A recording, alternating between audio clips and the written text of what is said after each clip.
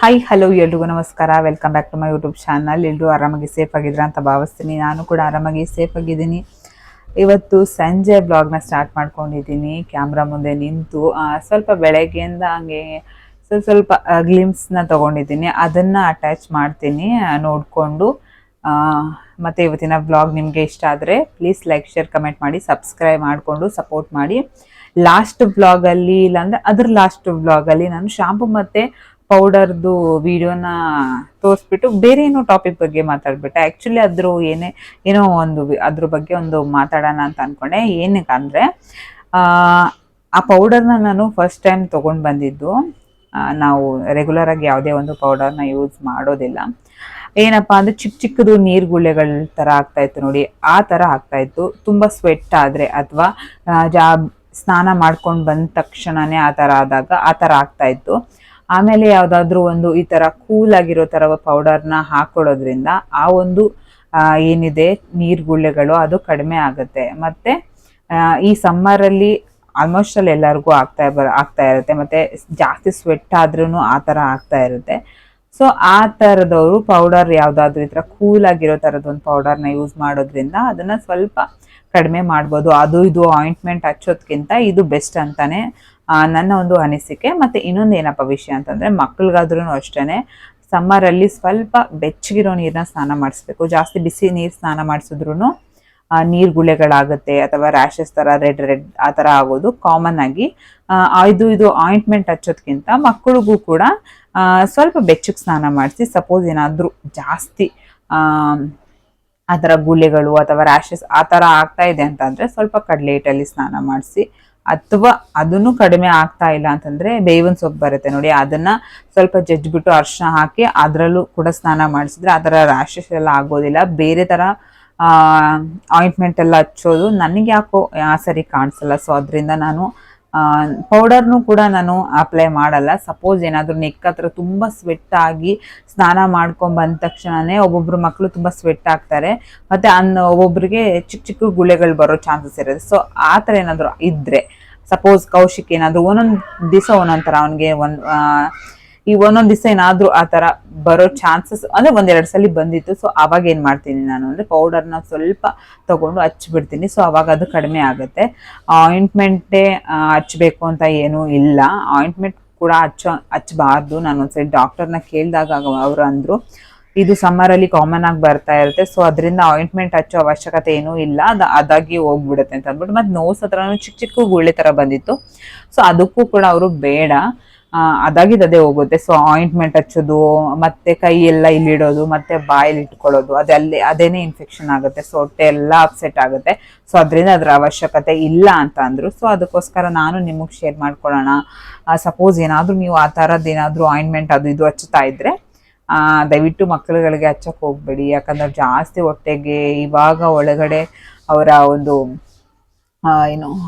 Intestine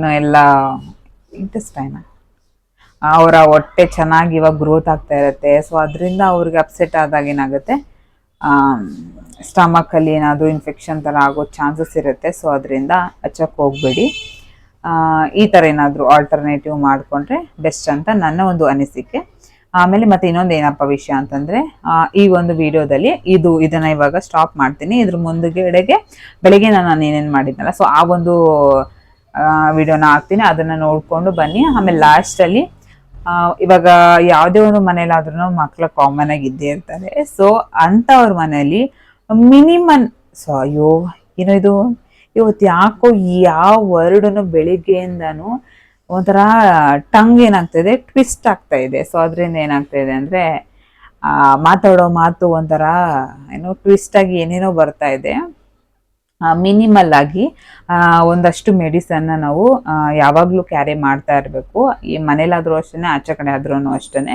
so ಆ ಒಂದು ಮೆಡಿಸನ್ನು ನಾನು ಯಾವ್ದಾವ್ದು ಯೂಸ್ ಮಾಡ್ತೀನಿ ಅನ್ನೋದಕ್ಕಿಂತ ಯಾವ್ಯಾವ ಮೆಡಿಸನ್ ನಾನು ಇಟ್ಕೊಂಡಿದ್ದೀನಿ ಅನ್ನೋದ್ರ ಬಗ್ಗೆ ಇವತ್ತಿನ ವಿಡಿಯೋದಲ್ಲಿ ನಾನು ತಿಳಿಸ್ಕೊಡ್ತೀನಿ. ಐ ಥಿಂಕ್ ಇದು ತುಂಬ ಜನಕ್ಕೆ ಯೂಸ್ ಆಗುತ್ತೆ. ಕೆಲವೊಬ್ರಿಗೆ ಏನಂತಂದರೆ ಯಾವ್ಯಾವ ಮೆಡಿಸನ್ ಇಟ್ಕೋಬೇಕು ಅಂತಲೇ ಗೊತ್ತಾಗಲ್ಲ. ಸಡನ್ನಾಗಿ ಏನೇ ಒಂದು ಚಿಕ್ಕದೊಂದು ಹೊಟ್ಟೆ ನೋವು ಬಂದು, ಚಿಕ್ಕದೊಂದು ಕೋಲ್ಡ್ ಬಂದ್ರೂ ಹಾಸ್ಪಿಟ್ಲಿಗೆ ಪಟ್ ಅಂತ ಕರ್ಕೊಂಡು ಹೋಗ್ಬಿಡ್ತಾರೆ. ಸೊ ಆ ತಪ್ಪನ್ನ ಮಾಡಬೇಡಿ. ತುಂಬ ಅಂದರೆ ಒಂದು ಸ್ವಲ್ಪ ನೋಡಿ, ಮೆಡಿಸಿನ್ ಹಾಕಿ ನೋಡಿ ಸಪೋಸ್ ಏನೋ ಕಡಿಮೆ ಆಗಿಲ್ಲ ಅಂದಾಗ ನಾವು ಹೋಗಬೇಕು. ಕೌಶಿಕ್ ಮಲ್ಕೊಂಡಿದ್ದಾನೆ, ಒಂದ್ಸಲಿ ನೋಡ್ಕೊಂಡು ಬಂದ್ಬಿಡ್ತೀನಿ.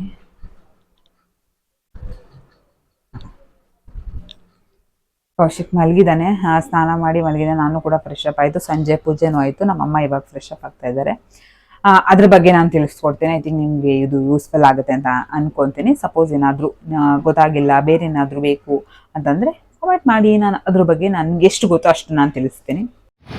ಸಾವು ಅನ್ನೋಗಿಲ್ಲ, natural ice cream, natural ice cream, natural ice cream. ಓ ಭ್ರಮೆ ಇನ್ನೇನು.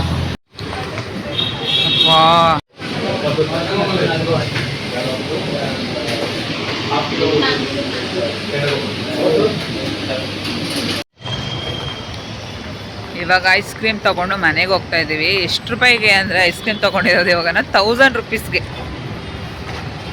1000 ರೂಪೀಸ್ಗೆ ಐಸ್ ಕ್ರೀಮ್ ತಿಂತಾ ಇರೋದು ಗೈಸ್. 2 ಬಾಕ್ಸ್ ಐಸ್ ಕ್ರೀಮು ಮತ್ತು ಇದೊಂದು 2ರಿಂದ 1000 ರೂಪಾಯಿ ಆಯಿತು.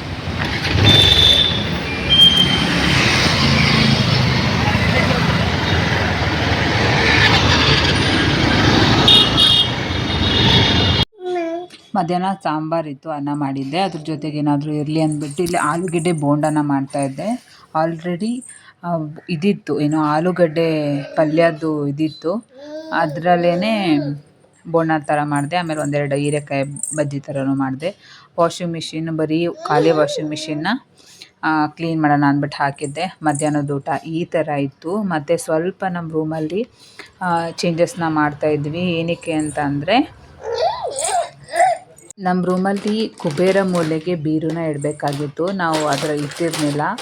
ಅದಕ್ಕೋಸ್ಕರ ರೂಮ್ನ ಸ್ವಲ್ಪ ಚೇಂಜಸ್ ಮಾಡ್ತಾಯಿದ್ವಿ. ಮತ್ತು ಫೋಟೋ ಫ್ರೇಮು ಬರ್ಡೇದು ಇತ್ತಲ್ಲ, ಅದನ್ನು ಗೋಡೆಗೆ ಹಾಕಿರಲಿಲ್ಲ, ಅದನ್ನು ಕೂಡ ಹಾಕಿ ನೋಡಿ ಈ ಥರ ಮಾಡಿದ್ವಿ. ಮತ್ತು ಸಂಜೆ ಸ್ನಾನಗಿನೆಲ್ಲ ಮಾಡಿಕೊಂಡು ಪೂಜೆ ಎಲ್ಲ ಮುಗಿಸಿದ್ವಿ. ಅದಾದ ನಂತರ ಖುಷಿ ಇಲ್ಲಿ ನೋಡಿ, ಇಲ್ಲಿ ಓಯ್ ಹಾಯ್. ನಾನು ಆವಾಗಲೇ ಹೇಳ್ದಂಗೆ ಮಕ್ಕಳಿರೋ ಮನೆಯಲ್ಲಿ ಕೆಲವೊಂದು ಮೆಡಿಸನ್ಗಳನ್ನು ನಾವು ಕಂಪಲ್ಸರಿ ಮನೆಯಲ್ಲಿ ಯಾವಾಗಲೂ ಇಟ್ಕೊಂಡಿರಬೇಕು. ಮತ್ತು ದೊಡ್ಡವ್ರಿಗೂ ಒಂದಷ್ಟು ಮೆಡಿಸನ್ಗಳನ್ನ ನಾವು ಕಂಪಲ್ಸರಿ ಇಟ್ಕೊಂಡಿರಬೇಕು. ಸಡನ್ನಾಗಿ ಏನೇ ಬಂತು ಅಂತಂದರೆ ಪಟ್ಟಂತ ಹಾಸ್ಪಿಟಲ್ಗೆ ಹೋದ್ರದು ಅಷ್ಟು ಚೆನ್ನಾಗಿರಲ್ಲ. ಮನೆಯಲ್ಲಿ ಮೆಡಿಸನ್ ಹಾಕ್ಕೊಂಡು ಆಮೇಲೆ ಕಡಿಮೆ ಆಗಿಲ್ಲ ಅಂತಂದರೆ ನಾವು ಮನೆಗೆ ಹೋಗ್ಬೇಕಾಗಿರುತ್ತೆ. ನಾನು ಕೌಶಿಕ್ಗೆ ಅಂತ ಅಂದ್ಬಿಟ್ಟು ಏನೇನು ಮೆಡಿಸನ್ಸ್ಗಳನ್ನ ಮನೇಲಿ ಇಟ್ಕೊಂಡಿದ್ದೀನಿ ಅನ್ನೋದನ್ನು ನಾನು ಇವತ್ತಿನ ಒಂದು ವಿಡಿಯೋದಲ್ಲಿ ತಿಳಿಸ್ತೀನಿ. ಐ ಥಿಂಕ್ ನಿಮಗೆ ಯೂಸ್ ಆಗುತ್ತೆ ಅಂತ ಅನ್ಕೋತೀನಿ. ಸಪೋಸ್ ಏನಾದರೂ ಯೂಸ್ ಆಯಿತು ಅಂತಂದರೆ, ಇಟ್ಕೊಂಡಿಲ್ಲ ಅಂದರೆ ನೀವು ಬೇರೆ ಇನ್ಯಾವುದಾದ್ರೂ ಮೆಡಿಸನ್ಗಳನ್ನ ಇಟ್ಕೊಂಡಿದ್ದೀರಾ, ಅದು ಇಟ್ಕೊಂಡಿರಬೇಕು ಅನ್ನೋದಿದ್ರೆ ಅದನ್ನು ನಾನು ಕಾಮೆಂಟ್ ಮಾಡಿ ಹೇಳಿ. ನಾನು ಕೂಡ ನಮ್ಮ ಒಂದು ಡಾಕ್ಟರ್ನ ಕೇಳಿಕೊಂಡು ನಾನು ಆ ಒಂದು ಮೆಡಿಸನ್ನ ಇಟ್ಕೊಂಡಿರ್ತೀನಿ. ಯಾಕಂದರೆ ಸಡನ್ನಾಗಿ ಮಾರ್ನಿಂಗ್ ಅಂತಂದರೆ ನಾವು ಕರ್ಕೊಂಡು ಹೋಗ್ಬೋದು. ನೈಟ್ ಸಪೋಸ್ ಏನಾದರೂ ಈ ಥರ ಆಯಿತು ಅಂತಂದಾಗ ನಾವು ನೈಟು ಅವೈಲೇಬಲ್ ಇರೋಲ್ಲ. ಕೆಲವೊಂದು ಡಾಕ್ಟರ್ಗಳು ಸುಮ್ಮನೆ ತಲೆನೋವು ಮೆಡಿಸನ್ ಇತ್ತು ಅಂತಂದರೆ ಆರಾಮ್ಸೆ ನಾವು ಮೆಡಿಸನ್ ಹಾಕಿ ಸ್ವಲ್ಪ ಹೊತ್ತಾದಮೇಲೆ ಕಾಮ್ ಮಾಡ್ಬೋದು. ಇಲ್ಲಾಂದರೆ ತುಂಬಾ ಕಷ್ಟ ಆಗುತ್ತೆ. ಮೇಯ್ನಾಗಿ ಫಸ್ಟ್ ಒನ್ ಏನು ಅಂತಂದರೆ ಕೆಮ್ಮುದೊಂದು ಸಿರಪ್ ಇಟ್ಕೊಬೇಕು. ಅದಾದಮೇಲೆ ಯಾವುದಾದ್ರೂ ನಿಮ್ಮ ಡಾಕ್ಟರ್ ಹತ್ರ ಕೇಳಿಕೊಂಡು ಕೆಮ್ಮುದೊಂದು ಕಂಪಲ್ಸರಿ ಇಟ್ಕೊಬೇಕು. ಮತ್ತು ಶೀತದ್ದೊಂದು ಸಿರಪ್ನ ಇಟ್ಕೋಬೇಕು. ಅದಾದಮೇಲೆ ಜ್ವರದ್ದೊಂದು ಸಿರಪ್ನ ಇಟ್ಕೊಬೇಕು. ಮತ್ತು ಲೂಸ್ ಮೋಷನ್ ಏನಾದರೂ ಲೂಸ್ ಮೋಷನ್ದೊಂದು ಪೌಡರ್ ಥರ ಬರುತ್ತೆ, ಅದು ಸಿರಪ್ ಬರೋದಿಲ್ಲ, ಪೌಡರ್ ಥರ ಬರುತ್ತೆ.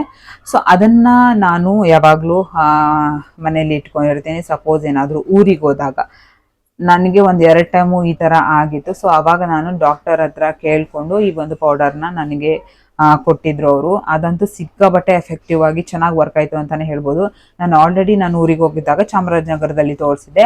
ಅಲ್ಲೂ ನಾರ್ಮಲ್ ಆಗಿ ಮೆಡಿಸನ್ ಎಲ್ಲ ಕೊಟ್ಟರು. ಅದು ಏನು ಅಷ್ಟೊಂದಾಗಿ ಅವನಿಗೆ ವರ್ಕ್ ಆಗಿಲ್ಲ. ಆಮೇಲೆ ಏನು ಮಾಡಿದೆ, ನಾನು ನಮ್ಮ ಡಾಕ್ಟರ್ನ ಕೇಳಿದೆ. ಅವರು ಫಸ್ಟೇ ನನಗೆ ಈ ಒಂದು ಪೌಡರ್ನ ರೆಫರ್ ಮಾಡಿದ್ರು, ಇದನ್ನ ಕೊಡಿ ಹಾಲಲ್ಲಿ ಮಿಕ್ಸ್ ಮಾಡಿ ಅಂತ ಅಂದ್ಬಿಟ್ಟು. ಆಮೇಲೆ ನಾನು ಒಂದ್ಸಲಿ ಡಾಕ್ಟರ್ ಹತ್ರ ಹೋಗ್ಬಿಟ್ಟು ಆಮೇಲೆ ನೋಡೋಣ ಸಪೋಸ್ ಕಡಿಮೆ ಆಗಿಲ್ಲ ಅಂತಂದರೆ ನಮ್ಮ ಡಾಕ್ಟರ್ ಹೇಳಿದ್ರಲ್ಲ, ಸೊ ಅದನ್ನು ಫಾಲೋ ಅಪ್ ಮಾಡೋಣ ಅಂದ್ಬಿಟ್ಟು ಸುಮ್ಮನಾದೆ. ಆಮೇಲೆ ನಾನು ಚಾಮರಾಜನಗರದಲ್ಲಿ ಹೋದೆ. ಅಲ್ಲಿ ಸ್ವಲ್ಪ ಸಿರಪ್ 1-2-3 ದಿವಸ ಕೊಟ್ಟರು, ಅದು ಕಡಿಮೆ ಆಗಿಲ್ಲ. ಲಾಸ್ಟಲ್ಲಿ ನಮ್ಮ ಡಾಕ್ಟರ್ ಕೊಟ್ಟಿದ್ರಲ್ಲ, ಸೊ ಆ ಒಂದು ಪೌಡರ್ನೇನೆ ಇವರು ರೆಫರ್ ಮಾಡಿದ್ರು. ಆವಾಗ ನಾನು ಅದನ್ನು ಕೊಟ್ಟೆ. ಆಮೇಲೆ ಪಟ್ ಅಂತ ನಿಂತೋಯ್ತು ಅಂತಲೇ ಹೇಳ್ಬೋದು. ಒಂದ್ಸಲಿನೇ ಕೊಟ್ಟ ತಕ್ಷಣ ನಿಂತೋಗ್ಬಿಡ್ತು. ಸೊ ಅದಕ್ಕೋಸ್ಕರ ಈ ಒಂದು ಪೌಡರ್ನ ನಾನು ಯಾವಾಗ್ಲೂ ಮನೇಲಿ ಇಟ್ಕೊಂಡಿರ್ತೀನಿ. ಮತ್ತು ಗ್ಯಾಸ್ಟ್ರಿಕ್ ಒಂದು ಟಾನಿಕ್ ಇಟ್ಕೋಬೇಕು, ಅದು ಕೂಡ ಮಕ್ಕಳಿಗೆ, ಯಾಕಂದರೆ ಊಟ ತಿಂತಾ ಇರ್ತಾರೆ. ಸೊ ಅದರಿಂದ ಯಾವಾಗಾದ್ರೂ ಅವ್ರಿಗೆ ಡೈಜೆಷನ್ ಆಗಿಲ್ಲ ಅಂದಾಗ ಹೊಟ್ಟೆ ನೋವು ಬರ್ತಾ ಇರುತ್ತೆ. ಸೊ ಅವ್ರು ಅತ್ತಾಗ ಗೊತ್ತಾಗುತ್ತೆ ಏನಾದರೂ ನಾವು ಕೊಟ್ಟಿದ್ದೀವಾ ಇಲ್ವಾ ಅನ್ನೋದ್ರ ಬಗ್ಗೆ. ಸೊ ಆವಾಗ ಒಂದು ಡ್ರಾಪ್ ಹಾಕಿದ್ರೆ ಅದು ಹೋಗ್ಬಿಡುತ್ತೆ. ಸೊ ಈ ಚಿಕ್ಕ ಪುಟ್ಟದಕ್ಕೆಲ್ಲ ನಾವು ಡಾಕ್ಟರ್ ಹತ್ರ ಹೋಗೋದು ಅಷ್ಟು ಚೆನ್ನಾಗಿರಲ್ಲ. ಸೊ ಮತ್ತೆ ಒಂದು ವಿಕ್ಸ್, ಬೇಬಿ ವಿಕ್ಸ್, ಇದಿಷ್ಟು ನಾನು ಯಾವಾಗಲೂ ಮನೆಯಲ್ಲಿ ಇಟ್ಕೊಂಡಿರ್ತೀನಿ.